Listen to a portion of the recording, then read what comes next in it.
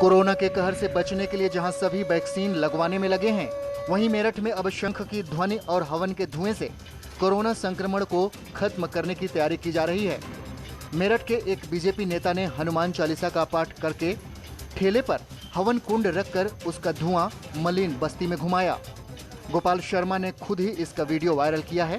गोपाल शर्मा का मानना है कि शंख की आवाज और हवन के धुएं से वायुमंडल में ऑक्सीजन का संचार बढ़ेगा, जिसके चलते वायुमंडल में फैला वायरस भी खत्म हो जाएगा और लोगों को कोरोना संक्रमण से मुक्ति मिल जाएगी।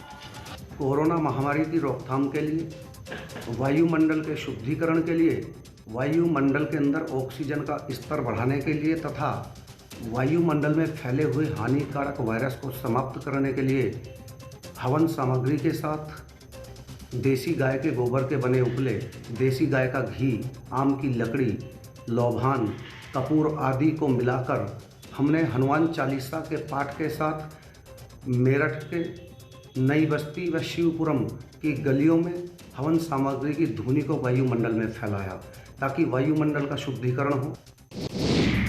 अम्बेडकर नगर में कोरोना महामारी से बचने के लिए लोग अब अंधविश्वास का सहारा ले रहे हैं। कोरोना से बचने के लिए गांव में पूजा पाठ शुरू हो गया है। देवताओं को खुश करने के लिए नृत्य और हवन पूजन किया गया। बिना मास्क एक दूसरे से सटकर गांव में पूजा हो रही है।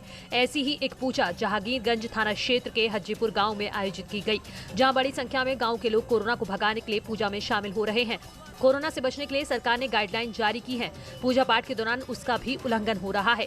पूजा पाठ में बड़ी संख्या में ग्रामीण क्षेत्र की महिलाएं शामिल हो रही हैं। गांव में पूजा आयोजित की गई, जिसमें बड़ी संख्या में लोग शामिल हुए। कोरोना का वो उधार देते हो सब। ये कै दिन से चल रही पूजा? और 10 दिन है, 10 दिन हो गए पूरा पूजा हो जाता है। पूजा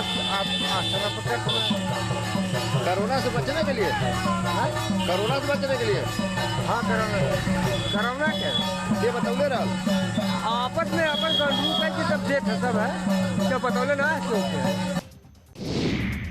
वेस्ट यूपी में मुख्यमंत्री योगी आदित्यनाथ के तूफानी दौरे का असर ग्राउंड पर दिखना शुरू हो गया है।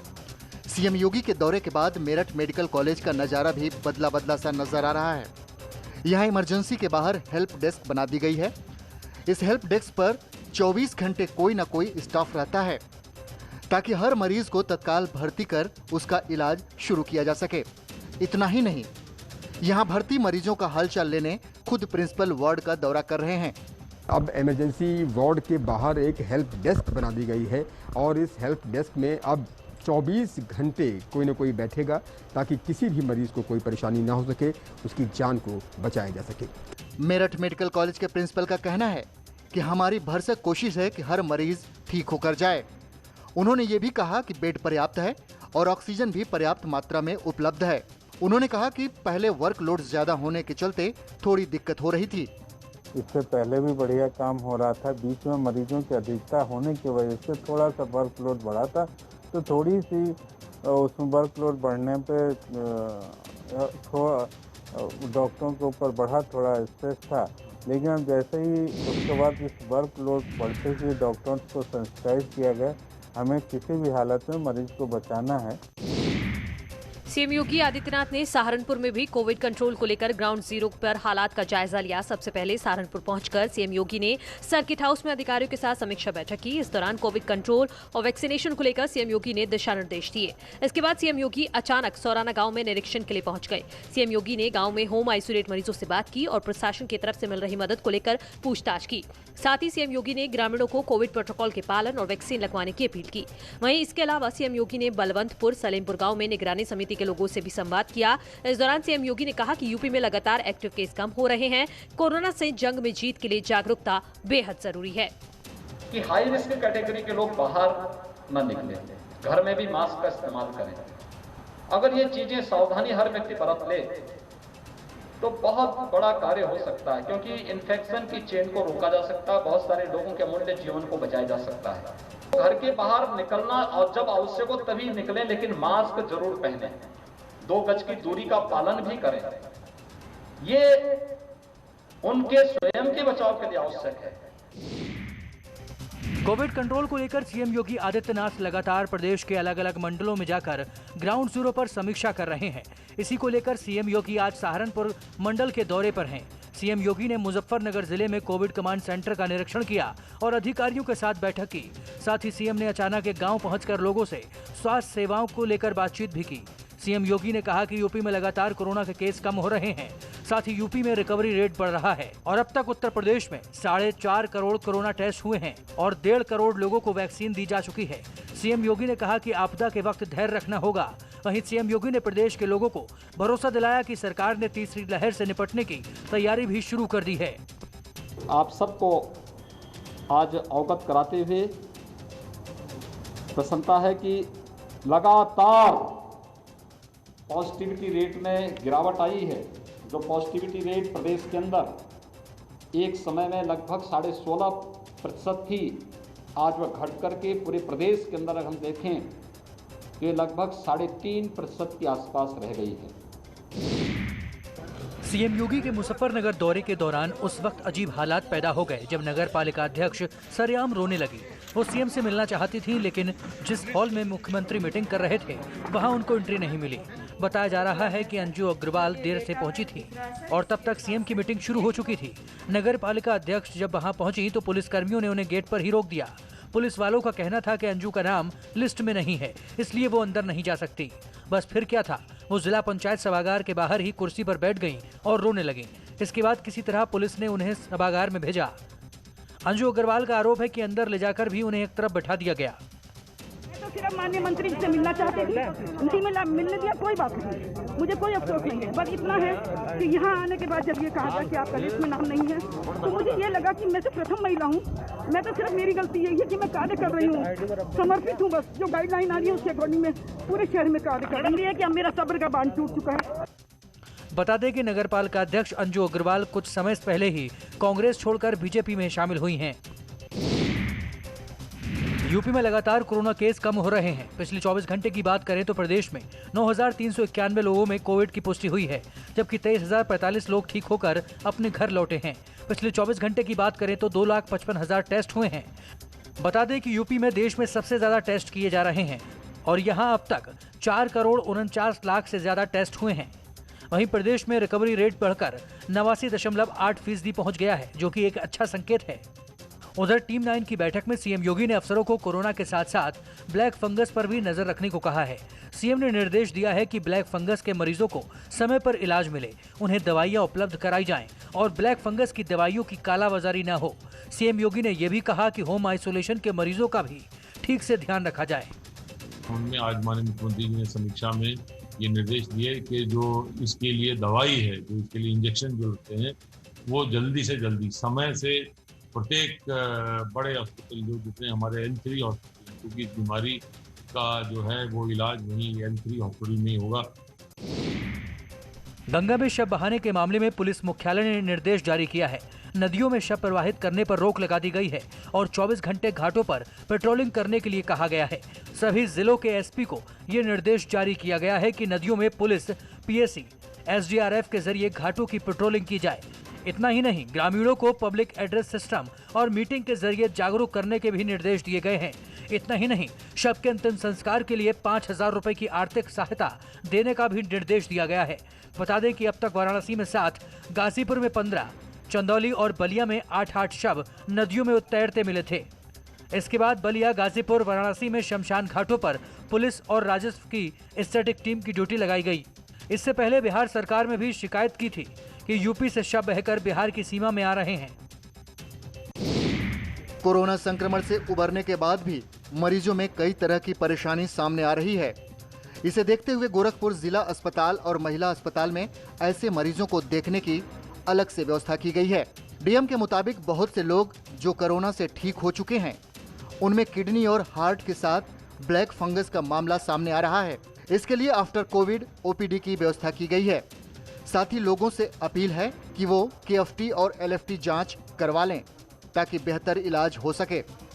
जो कोविड मरीज जो कितने लोग निकले हैं, महिला और पुरुष दोनों हॉस्पिटल में हम लोग ओपीडी उन लोगों के लिए चलवा रहे हैं, ताकि हो सकता है इस पे कहीं ना कहीं कोविड की वजह किसी का हार्ट का प्रॉब्लम हो सकता है, किडनी का प्रॉब्लम हो सकता है, ये जो आप बता रहे थे ब्लैक फंगस का भी, उसको भी प्रॉब्लम हो सकता है। इसलिए तो मैं सबको अनुरोध करता हूँ, जो भी मरीज़ कोरोना से बाहर निकलने के बाद कम से कम 1 सप्ताह के बाद एक ज़रूर टेस्ट करा दीजिए, आपका खून का जांच कर दीजिए। खासतौर पे KFT LFT कहते हैं, यानी kidney function test, liver function test और खून की बेसिक जांच है। उससे पता चल जाता है यदि अंदर में और कोई इन्फेक्शन रह गया हो और हो सकता है हार्ट का और कहीं किडनी का कोई प्रॉब्लम हो तो पता चल जाता है, उसी हिसाब से आप उपचार शुरू कर सकते हैं।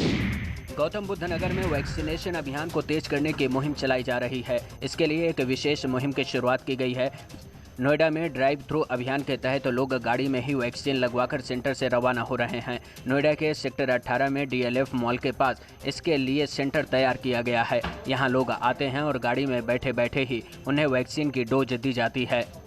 यहाँ एक दिन में करीब 100 लोगों को वैक्सीन दी गई। सुबह 9 बजे से शाम 5 बजे तक अभियान चला। जो शुरुआत की गई है उसमें उनको 45 से अधिक आयु वाले सभी व्यक्तियों को ना केवल रजिस्ट्रेशन, उसके बाद अपना स्लॉट भी बुक करना है। जब उसको स्लॉट में कोविन पोर्टल पर एक समय दिया जाता है, इस सेंटर को वो सिलेक्ट कर सकते हैं और ड्राइव इन के माध्यम से आप देखेंगे यहाँ पर जो है वैक्सीनेशन किया जा रहा है। उसके बाद आगे पार्किंग में उनको आधा घंटा वेट करना है ताकि उनकी सुरक्षा रहे। आधे घंटे में किसी प्रकार का सिम्टम आने पर वो हॉर्न बजा सकते हैं। वहाँ पर वॉलंटियर्स की टीमें हैं, तुरंत डॉक्टर्स उनको अटेंड करते हैं। एक AEFI सेंटर बनाया गया है उनकी देखभाल के लिए। कोरोना की रामबाण कही जा रही DRDO की एंटी कोविड दवा लॉन्च हो गई। एंटी कोविड दवा 2DG को रक्षा मंत्री राजनाथ सिंह और स्वास्थ्य मंत्री हर्षवर्धन ने लॉन्च किया। DRDO लैब में तैयार इस दवा को बनाने में करीब 1 साल का वक्त लगा। 3 चरण के ट्रायल के बाद इस दवा को लॉन्च किया गया। माना जा रहा है कि ये एंटी कोविड दवा कोरोना को हराने में रामबाण साबित हो सकती है। ये दवा ग्लूकोज की तरह पानी में घुलकर आसानी से पी जा सकती है। अभी ये दवा अस्पताल में मरीजों को भी उपलब्ध होगी और जल्द ही बाजार में भी मुहैया कराने की तैयारी की जा रही है। कुछ भी हम कर रहे हैं, यह करने के परिणाम स्वरूप हम सबों को निश्चिंत होने की आवश्यकता नहीं, क्योंकि यहाँ सारे एक्सपर्ट्स बैठे हैं और जानते हैं। क्योंकि एक्सपर्ट्स के द्वारा जो जानकारियाँ प्राप्त हो रही हैं कि आगे भी और कोई ये आ सकती है, क्या होगा क्या नहीं होगा, इसके बारे में मैं कुछ नहीं कह सकता और मैं कहना भी नहीं चाहूँगा। लेकिन हमको निश्चिंत होने की जरूरत नहीं है। मथुरा से बीजेपी सांसद हेमा मालिनी ने CM योगी को पत्र लिखकर विदेश से MBBS पास स्नातकों को कोविड ड्यूटी में लगाने की मांग की है। कोरोना संकट के दौर में हेमा मालिनी ने CM योगी से मरीजों के इलाज के लिए स्टाफ की कमी पूरा करने के लिए ये कदम उठाने की मांग की है। हेमा मालिनी ने कहा है कि विदेश से MBBS पास कर चुके छात्रों को कोविड मरीजों के इलाज की मंजूरी देनी चाहिए। इसके अलावा हेमा मालिनी ने सभी लोगों से कोरोना से बचाव के लिए वैक्सीन लगवाने की अपील की है। कोरोना महामारी की इस दूसरी लहर को धैर्य के साथ मुकाबला कीजिए, इसके लिए अपील कर रही हूँ। कोरोना से बचाव के लिए वैक्सीनेशन प्रोग्राम में भाग जरूर लीजिए और वैक्सीन जरूर लगवाइए। कोरोना की इस दूसरी लहर में मानवता को शर्मसार कर देने वाली कई तस्वीरें आप रोज देखते होंगे। ऐसा ही एक वीडियो सोशल मीडिया पर वायरल हो रहा है। वाराणसी की रामनगर का ये बताया जा रहा है।